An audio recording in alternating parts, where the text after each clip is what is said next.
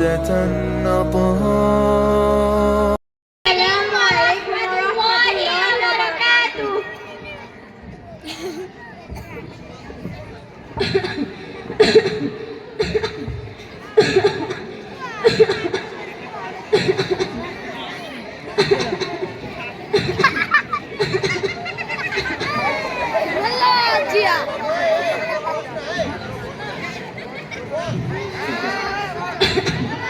বৌমা, ও বৌমা, বৌমা, ও বৌমা, কি হলো? এদিকে একবার শোনো মা।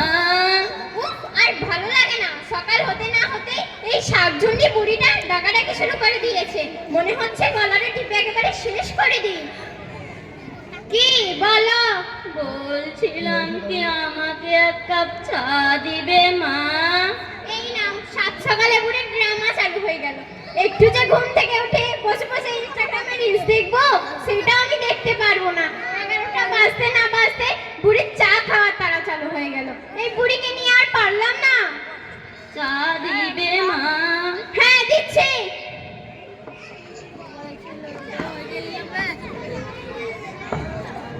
ইন্না লিল্লাহি ওয়া ইন্না ইলাইহি রাজিউন।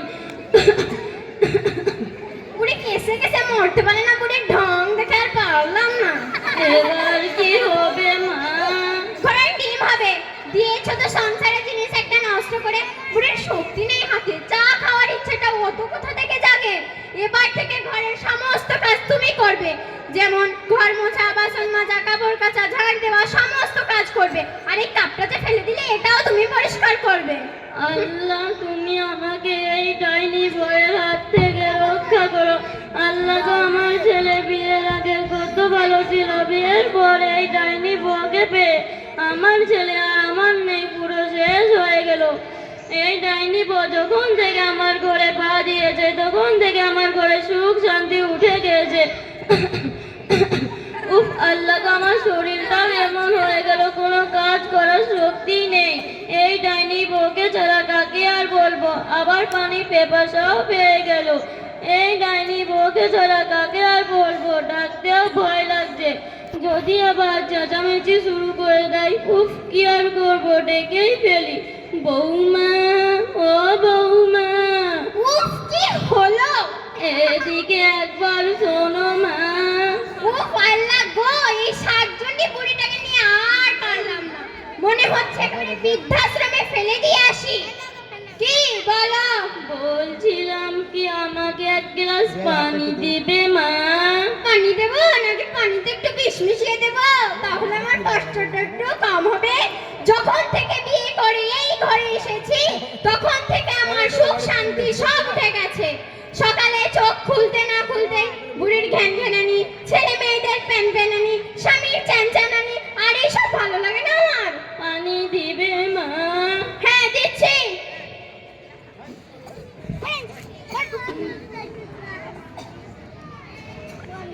বুড়িকে কাপটা পরিষ্কার করতে বলেছিলাম, বুড়ি সেটা পর্যন্ত করেনি। আমার তো বয়স হয়েছে মা, আর কোমরেও দোষ হয়েছে। আমি এই কাপটা কি করে পরিষ্কার করব বলো মা? আচ্ছা, তোমার বয়স হয়ে গেছে আর খাওয়ার টাইমে এত সব সময় আগে খাওয়া, সব সময় পদ্মা নদীর বড় বড় ইলিশ মাছের মাথা খেতে পারো, খাসির মাংস খেতে পারো, সকালে ঘন দুধের চা খেতে পারো। আর কাজের বেলায় তোমার বয়স হয়ে গেছে, যত সব নাকামি। বিসমিল্লাহ। আলহামদুলিল্লাহিল্লাযী সাকানা আযবান ফুরাতান বিরহমাতিহি ওয়া লাম ইয়াজআলহু মিলহান উজাজাম বিযুনুবিনা। বুড়ি এদিকে নেই, ওদিকে আছে, যত সব ঢং। বাপ মুহাম্মদ, বাপ মুহাম্মদ। কি হয়েছে আম্মা জান? এদিকে একবার শোন বাপ। বসেন আম্মা জান, বসেন, আমি আপনার সব কথা শুনবো। বলছিলাম কি জানিস বাপ, আজ সকালে তোর বউয়ের কাছে এক কাপ চা চেয়েছিলাম, তখন তোর বউ আমাকে এক ঝুড়ি কথা শোনালো। আর চাটা নিতে গিয়ে যখন আমার হাত থেকে কাপটা পড়ে গিয়েছিল, তখন তোর বউ আমাকে বললো কিনা এই কাপটা নাকি আমাকেই পরিষ্কার করতে হবে। আমার তো বল হয়েছে, বল বাপ, আর কোমরেও দোষ হয়েছে। আমি এই কাপটা কি করে পরিষ্কার করব বল বাপ? আচ্ছা আম্মাজান, আপনার বোমা ছেলে মানুষ কি বলতে গিয়ে কি বলে ফেলেছে, ওসব কথা আপনি আবার মাইন্ডে নিন না। হ্যাঁ হ্যাঁ বাপ, বুঝেছি। তোর বউয়ের কথা বলছি বলে তোর গায়ে লাগছে। আজ তোর বউ যখন আমাকে এক ঝুড়ি কথা শোনালো, তখন তোর বউ ছেলে মানুষ না ঘোড়ার ডিম। আচ্ছা আম্মাজান, আমি কি আর ভালোবাসা করে বিয়ে করেছি? আপনি তো দেখে শুনে দিয়েছেন আমাকে। হ্যাঁ হ্যাঁ বাপ, আমি কি আর জানি এই ডাইনি জাল্লাদ বউ হবে? আচ্ছা আম্মাজান, আপনি যেন আমাকে কি বলছিলেন? আমার শীতের রাতে খুব ঠান্ডা লাগে, আমাকে একটি চাদর এনে দিবি বাপ? হ্যাঁ আম্মাজান, আমি অফিস থেকে ফেরার সময় আপনার জন্য একটি চাদর এনে দেব। এনে দিবি তো বাপ? ইনশাল্লাহ এনে দেব। যাক, আল্লাহ যেন কবুল করে নেন।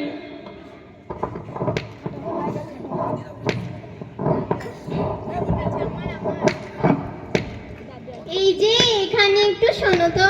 যেখানে বাঘের ভয় সেখানেই সন্দেহ হয়। শেষে ডাইনিটা আবার গন্ধ পেয়ে গেল, যায় কি আবার কি বলে দেখি। হ্যাঁ গো সোহানি, কি হয়েছে তোমার? আমি তোমাকে ডাকলাম, আসার সময় আমার নামে কি বিড়বিড় করে বলছিলে?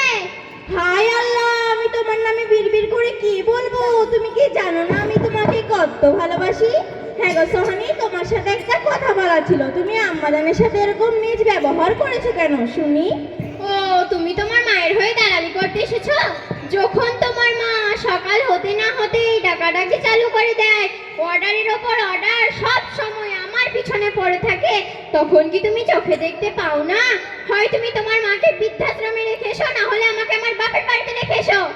আচ্ছা ওসব কথা বাদ দাও, তুমি যেন আমাকে কি বলছিলে? বলার ইচ্ছাটা কি আর রইলো? পুরো কথাটাই তো মাটি করে দিলে। আচ্ছা বাদ দাও, এখন বলো। মা তোমাকে কি বলছিল? আম্মাজানের শীতের রাতে খুব ঠান্ডা লাগে, তাই একটি চাদর এনে দেওয়ার কথা বলছিল। ও পানার দরকার নেই, বাড়িতে তো অনেক পুরাতন চাদর রয়েছে, তার থেকে একটা দিয়ে দিলেই তো হয়। আর তাছাড়াও আম্মাজানের জন্য নতুন কিনে কি লাভ হবে? ওনার তো একটা পা ডাঙ্গায় আর একটা পা কবরে ঝুলছে। এরকম বলতে নেই সোহানি, মা শুনলে খুবই দুঃখ পাবে। ছাড়া তো, দুঃখ পাবে না ছাই। আমি আলমারি থেকে একটা পুরাতন চাদর নিয়ে আসছি। উফ আল্লাহ গো, আপনি সোহানিকে একটু সুবুদ্ধি দিন যাতে আম্মাজানের সাথে একটু ভালো ব্যবহার করে। হ্যাঁ গো সোহানি, তুমি কি হাদিস পড়নি? আর তুমি কি জানো না? আর তুমি জানবেই বা কি করে? তুমি তো সারাক্ষণ ফোনেই ব্যস্ত। শোনো তাহলে, অকাল আন-নাবিয়্যু আল জান্নাতু তাহতা আকদামিল উম্মাহাত, জান্নাত মায়ের পায়ের নিচে। আর মা তো শুধু আমার কাছে একটি চাদরই চেয়েছিল, আর কি? আচ্ছা, মা শুধু চাদর চেয়েছে? আজকে এটা চেয়েছে, কালকে ওটা চাইবে, তারপর সেটা চাইবে। বুড়ির শখের আর শেষ রইল না। আর তুমি যদি সব টাকা মায়ের পিছনে খরচ করো, তাহলে আমাদের পিছনে কি খরচ করবে তুমি? তোমাকে কিছু এনে দিতে বলে তুমি কি এনে দাও? আর যখন থেকে তোমার সাথে ঘর সংসার করছি, কোনোদিন কিছু দিয়েছো আমাকে? এই তো কয়েকদিন আগে এত টাকা গাড়ি ভাড়া করে বেস্ট মল থেকে শপিং করে এনে দিলাম।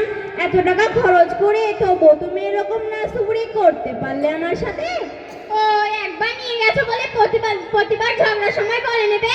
এই তোমাদের বদ অভ্যাস, যতই এনে দাও তবুও বলবে কিছু এনে দাওনি। যাও যাও, জীবনে তো আমাকে কোনোদিন ভালোবাসতে শিখলে না, আর এতদিন রান্না করে খাওয়াচ্ছি, কোনোদিন নাম পর্যন্ত করলে না। তুমি থাকো তোমার মাকে নিয়ে, আর খরচ করো তোমার মায়ের পিছনে। আমি চললাম আমার বাপের বাড়ি। আচ্ছা আচ্ছা, কেন না, দাও চাদরটা দাও। কি আর করবো, একটু কথাতে তো কেঁদে ফেলো।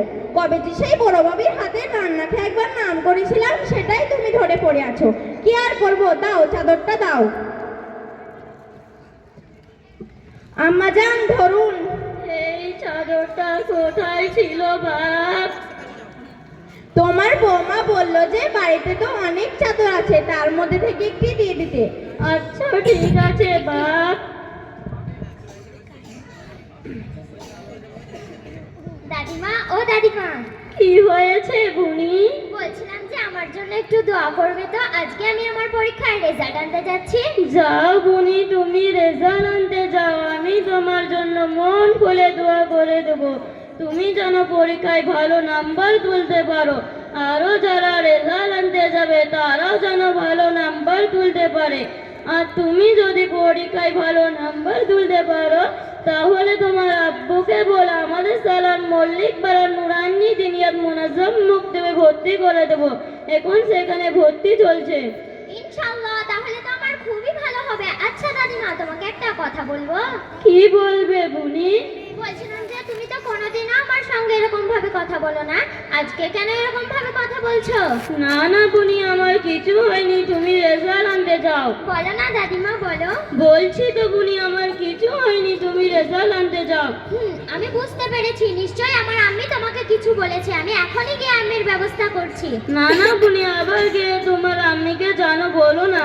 তোমাকে অত চিন্তা করতে হবে না। আম্মি, তুমি দাদিমাকে কি বলেছো? দাদিমা তো কোনোদিনও আমার সঙ্গে এরকম ভাবে কথা বলে না, আজকে কেন এরকম ভাবে কথা বলছে? তুই এখনো স্কুলে যাসনি আর তোকে এত এসব কথা নিয়ে কে মাথা ঘামাতে বলেছে? ঠাটি একটা মারবো। দাদি সত্যি হয়েছে, এই দাদির প্রশ্রয় আমার বাচ্চাটা পুরো শেষ হয়ে গেল। আদরে আদরে বাঁদর তৈরি হচ্ছে। আব্বু আব্বু, কি হয়েছে মা? বলছিলাম কি, দাদিমা তো কোনোদিনও আমার সঙ্গে এরকম ভাবে কথা বলে না, আজকে কেন এরকম ভাবে কথা বলছে? চুপ কর চুপ কর, তোর মা আশেপাশে নেই তো? কেন আব্বু, কি হয়েছে? তোর আম্মি যদি তুমি শুনতে পাই বড় অক্ষণ ঝড় উঠবে যে। কেন আব্বু, তুমিও কি আম্মিকে দেখে ভয় করো? জানিস তো তোর আম্মি কিরকম? এখন যদি শুনতে পাই দুটো শৃঙ্খলা করে তেরে ঝগড়া করতে চলে আসবে যে। হ্যাঁ জানি, আর এখনই আমার সঙ্গে কিরকম করলো। আচ্ছা, তোর আসল কারণ কি বলতো? দাদিমার কি হয়েছে? আমার সঙ্গে কথা বলার সময় কান্না করছিল দেখলাম। শোন তাহলে, তোর দাদিমার শীতের রাতে খুব ঠান্ডা লাগে, তাই একটি চাদর এনে দেওয়ার কথা বলছিল। সেটা শুনে তোর আম্মি বলল কিনা বাড়িতে তো অনেক পুরাতন চাদর আছে, তার মধ্যে থেকে একটি দিয়ে দিতে। সেটা শুনে বোধহয় তো তাতে দুঃখ পেয়েছে। আম্মি এটা করে মোটেও ঠিক করেনি, আমি এখনই গিয়ে আম্মির ব্যবস্থা করছি। দাদিমা দাদিমা, তোমার চাদরটা দাও তো। এই চাদরটা দিয়ে তুমি কি করবে বুনি? তোমারও তো জানার প্রয়োজন নেই, তুমি দাও চাদরটা। হ্যাঁ রে, তুই এখনো স্কুলে যাসনি আর পরীক্ষার রেজাল্টটা আনবি কবে? আর এই চাদরটা তোর হাতে কি করছে? এটা তো তোর দাদিমাকে দিয়েছিলাম আমি, এটা নিয়ে তুই কি করবি? আমি এই চাদরটা দু টুকরো করব।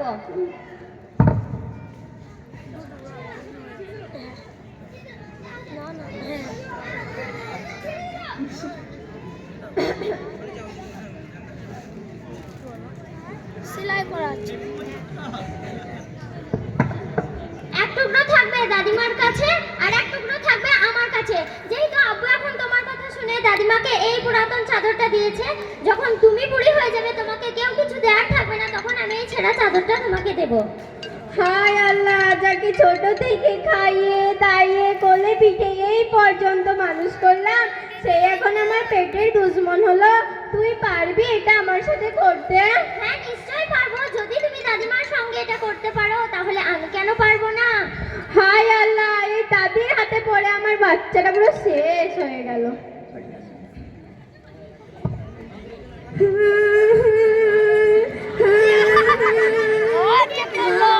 সোহানি, দরজাটা খোল মা। এই কি আমার রাত, তোমার এই কি অবস্থা? কে করেছে তোমার এই অবস্থা? আহারে,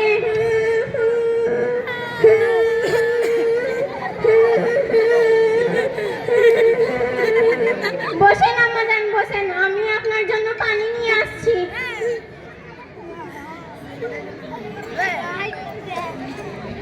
কি হয়েছে আম্মাজান? তোর ভাই আমাকে বাড়ি হুনে বের করে দিয়েছে। কি, ভাই তোমাকে বাড়ি থেকে বের করে দিয়েছে? তার আসল কারণটা কি বলো তো?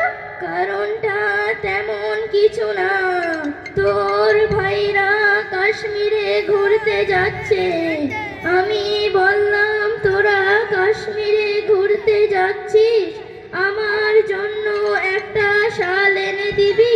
তখন তোর ভাবি শুনে বলল, ওতই যদি মায়ের পিছনে খরচ করো তাহলে বাচ্চাদের ভবিষ্যৎটা কানা করে দেবে।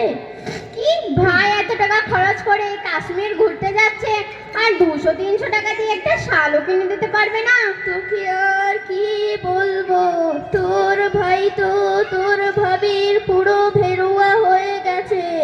তোর ভাবি যা বলে তাই করে তাই শোনে, উঠতে বললে ওঠে আর বসতে বললে বসে। দাঁড়াও, আমি ভাইয়ের ব্যবস্থা করছি। ভাই নিজেকে কি মনে করেছে? হ্যাঁ গো সোহানি, যেহেতু তোমার ভাই তোমার আম্মাজানকে বাড়ি থেকে বের করে দিয়েছে, তাহলে তোমার আম্মাজানের জন্য একটি বৃদ্ধাশ্রমের ব্যবস্থা করা যাক, তাহলে তোমার আর কোনো ঝামেলা থাকবে না। কি, আমি আমার আম্মাজানকে বৃদ্ধাশ্রমে রেখে আসবো? এই কথাটা তুমি কি করে বললে?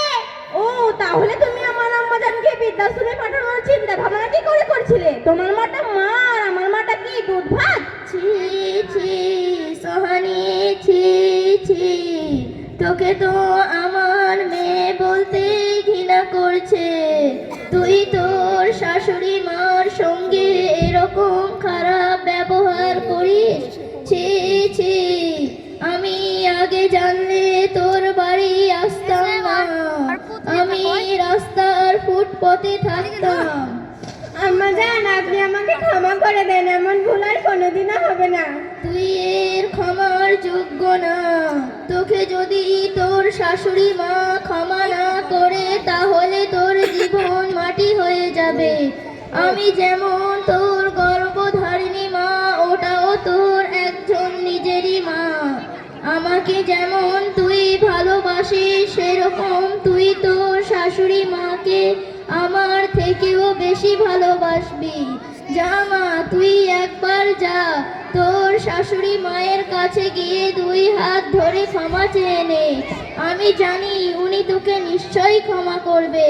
যা মা, তুই একবার যা। আম্মাজান, আপনি আমাকে ক্ষমা করে দেন, এমন ভুল আর কোনোদিনও হবে না। যাও মা, আমি তোমাকে অন্তর থেকে ক্ষমা করে দিলাম। আজ থেকে তুমি আমার বৌমা না, তুমি আমার মেয়ে। যাক, আল্লাহ এতদিন পর আমার বৌমাকে সুবুদ্ধি দিয়েছেন। আসসালামু আলাইকুম ওয়া রাহমাতুল্লাহি ওয়া বারাকাতুহু।